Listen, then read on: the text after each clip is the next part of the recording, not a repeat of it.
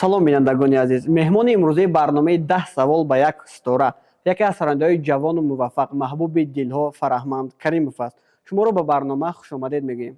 Ташаккур, салом арз мекунам ба шумо Меҳроншоҳи азиз ва ба бинандагони барномаи шумо. рӯзи хуше дошта бошед. Марамат. саломат бошед. сабти имрӯзаи барномаи мо дар яке аз беҳтарин меҳмонхонаҳои Тоҷикистон Сафо баргузор гардида истодааст. сараввал дар бораи суруди наватон ки бо номи Лейла дар як муддати кӯтоҳ 1 миллион просмотр гирифт каме мегуфтед. Идеяи ин суруд аз куҷо пайдо шуд?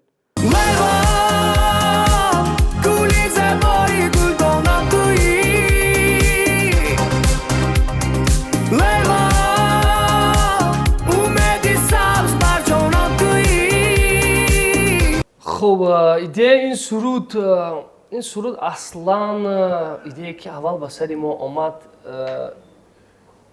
ин бо забони тоҷикӣ набуд. Ин суруд бояд бо забони русӣ мешуд. Ва вақте ки мо суруда бо забони русӣ навиштем, устодо маслиҳат доданд, шиносо, аҳли гурӯҳ маслиҳат доданд ки мо бояд аввал версияи тоҷикӣ ин суруда кунем. хуб, бо шоира Сурайё Ҳакимова хуб маслиҳат кардем ва ки матни ин суруд ки ба ин нафар тааллуқ дорад навиштем аввал матни русиро ва баъдан тарҷума кардем ба забони тоҷикӣ.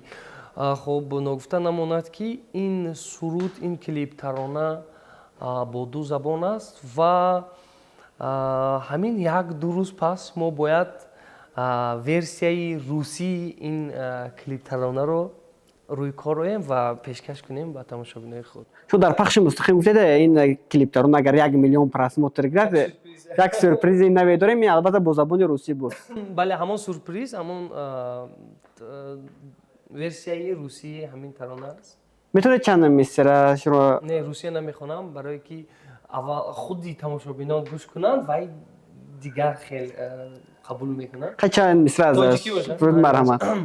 ту гули сурхи анори, ту баҳори, ту баҳори, дил шуда бар ту хумори, чӣ қадар ҷозиба дорӣ, гули ман интизор, зебо зебо нигор, ту чаман, ту шарор, ёсуман туи ёр, ту гулшан гулузор, ҷони ман беқарор.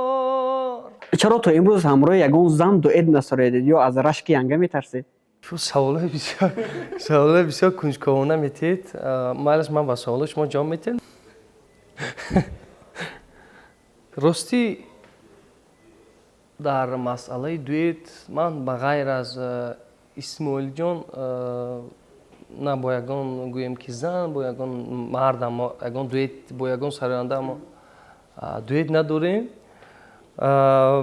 намедонам, шояд як тасодуф бошад ё шояд як хости худо бошад ки намедонам, то имрӯз бо ягон ё сароянда зан ё сароянда мард ё гапомо туғри намегирад ё ки намедонам чӣ ҳамин ҷо як бале ҳамин чизе ҳаст ки нагузошт то ҳамин рӯза. Аммо ҳамин чанд вақт пеш як дуэт бо як ҳофиз сароянда нақша кардем, маслиҳат кардем. иншоалло ки якинеша намегӯям, нақша кардем, аммо ҳоло гӯем ки 100% аниқ нест. бароям қад намегӯям ки чӣ аст ду ки аст. хай иншоалло ки баромад бигзорад сюрприз шавад.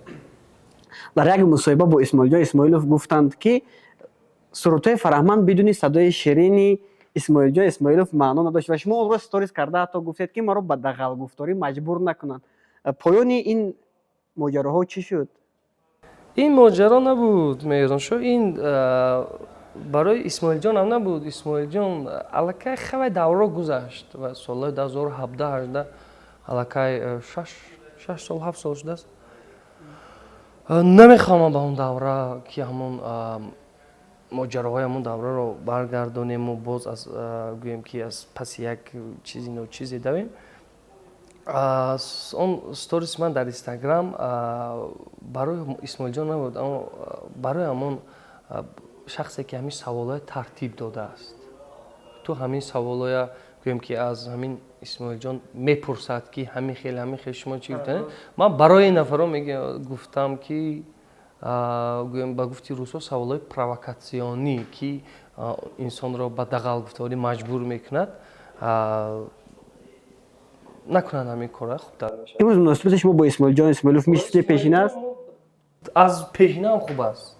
бо Исмоилҷон мо ягон чӣ надорем, аз бахудо аз пешина ҳам боз наздиктар ҳастем. Ман кай вақте ки дар ҳаминҷо зиндагӣ дар шаҳри Душанбе зиндагӣ мекунад, ман кай ки мебиём ҳамин аз варзоб биём ё ки аз аэропортам хефром занг мезанам Исмоилҷон куҷо бирту хай шӯхиҳо байни худо мо ҳаст. чанд муддат қабл дар сару садоҳое садо дод ки Фараҳманд Каримов гӯё вафот карда бошад ва чанд баъдан дар YouTube ин наворо нашр гардид. Шумо наворе ки Фараҳманд вафот кард. Не рости солҳои чанд сол пеш буд овозаҳо буд ҳамин хеле ки Фараҳманду Исмоилҷон худшон аз кӯҳ партофтиянд, аз киҷои партофтиянд, ҳам хеле овозаҳо будам. Ба дигараш овозаҳои баъдӣ ман рости хабар надорам. Шумо ҳамон касоне ки гуфтанд аз кӯҳ партофтанд фаҳмидед ки инро бо чӣ мақсад? Ин як давра як сурудҳо ки гӯем чуқур дар бораи ишқ буданду гӯем ки як бо сӯзу гудоз мехондем. Фикр мекунам барои ҳамин хотир ки гӯё ки барои дӯстдоштаҳошон худошона куштиянду худошона ки худо нигаҳ дорад аз ин рӯзо. Рӯзҳои пеш рӯзҳои хуб иншоалло ки дар пеш аст.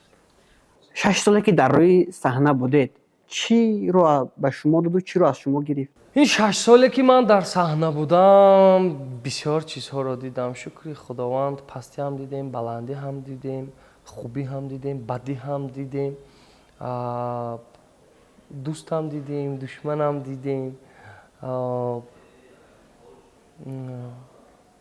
заҳрам дидем, ана гӯем шакарам дидем.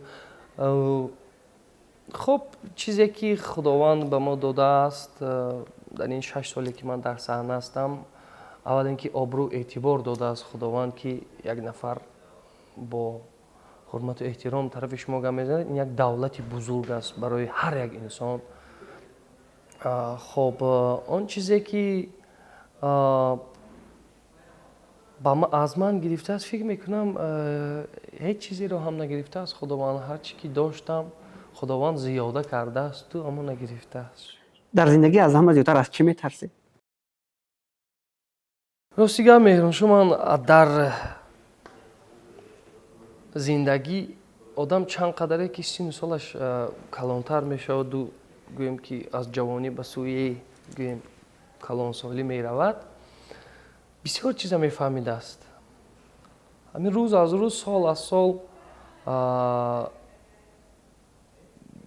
худованд баъзе ҳикматҳоеро равон мекунад ки ба воситаи баъзе нафарҳо, ба воситаи баъзе шахсиятҳо, шахсҳо баъзе ҳикматҳоро равон мекунад ки ҳама як мазмун дорад.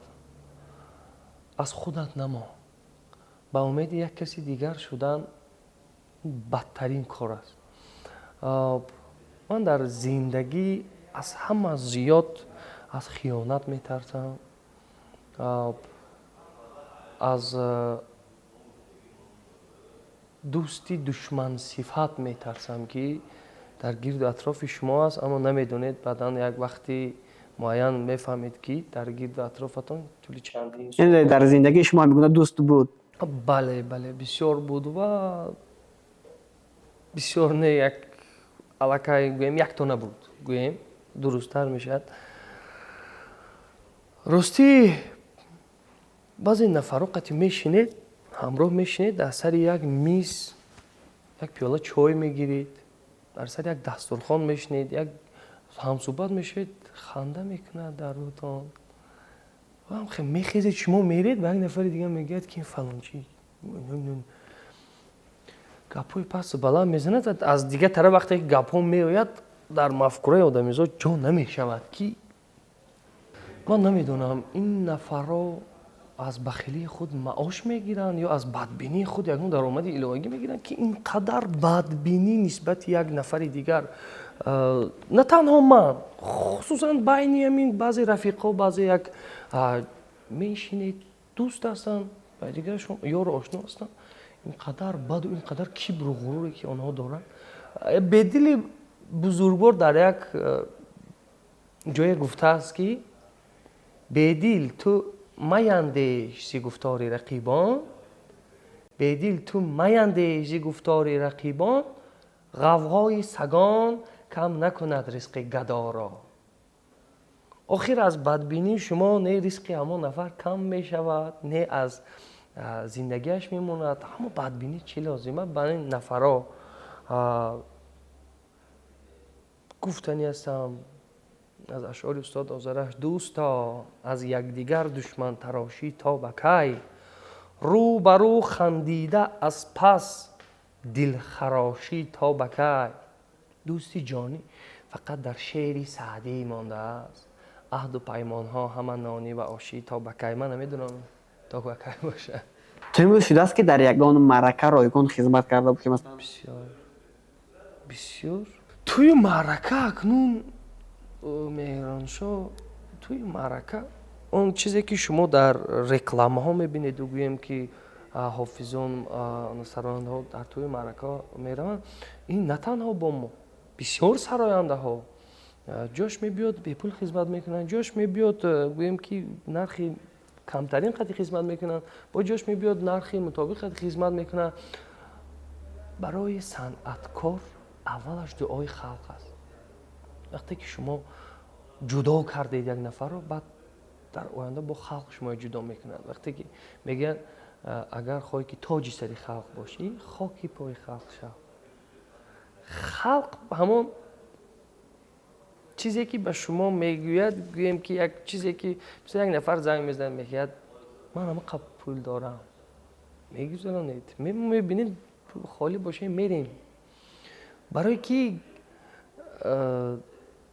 صنعتکار رسالت صنعتکار این خدمت خلق است هر چی که صنعتکار میشود خواه به ثریا میرسد خواه به یگان جای دیگه میرسد از دعای و از رازگی خلق است برای همین این یگان جایی گوییم که یگان جایی پنهانی نیست چون امروز ما در ایام دعوت جوانان به صف ارتش قرار داریم چون شما نیز این مکتب مردانگی را گذشتگی هستید یگان خاطرات نیک خود رو از این مکتب مردانگی میگفتید آشا جان گیریم اکو میروم با عسکری بی سرات گشت کلان که دیگر غم نخوری خاطرات بسیار است یک وقت در چی بودم در نوبتدار بودم در وقت شب نوبت هم رسیده بود خودم پیش در ایستادم دروازه محکم است از درون قلف است من باید نگاه کنم که از بیرون کسی می آید اگر گویم که اون کماندیر یکان رتبه دار اون کس بیاد من باید در حال خیزم چیست گویم که تیمو دروازه را کشم و با نوبتداری درون من باید خبر تیم